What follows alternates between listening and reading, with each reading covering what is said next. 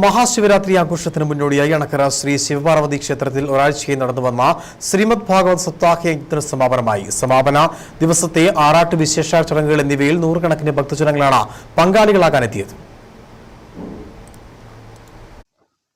അണക്കര ശ്രീ ശിവപാർവതി ക്ഷേത്രത്തിൽ കഴിഞ്ഞ 17 മുതലാണ് ശ്രീമദ് ഭാഗവത സപ്താഹയജ്ഞം ആരംഭിച്ചത്. സമാപന ദിവസമായ ഇന്നലെ രാവിലെ യജ്ഞശാലയിൽ വിശേഷാൽ പൂജ ഹോമാദികൾക്ക് ശേഷം ഉദ്ധവോപദേശം, സ്വധാമപ്രാപ്തി, കലിയുഗ വർണ്ണന, ചതുർയുഗ വർണ്ണന, ശുഗപൂജ എന്നീ ഭാഗങ്ങളാണ് പാരായണം ചെയ്തത്.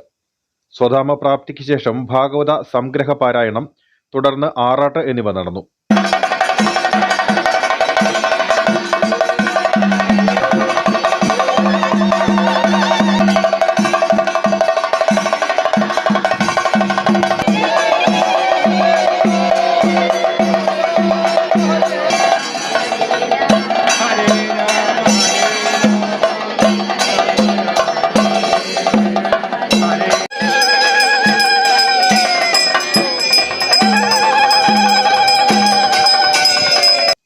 ഉച്ചയ്ക്ക് പ്രസാദമൂട്ടിന് ശേഷം വിഷ്ണു സഹസ്രനാമ ജപം, കലശം എന്നിവയ്ക്ക് ശേഷം മംഗളാരതിയോടെ യജ്ഞത്തിന് സമർപ്പണം കുറിച്ചു.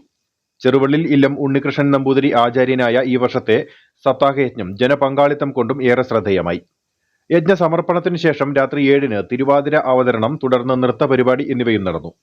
മഹാശിവരാത്രി ദിനമായ ബുധനാഴ്ച വിശേഷാൽ ക്ഷേത്ര ചടങ്ങുകൾ, മഹാമൃത്യുഞ്ജയ ഹോമം എന്നിവ ഉണ്ടായിരിക്കും.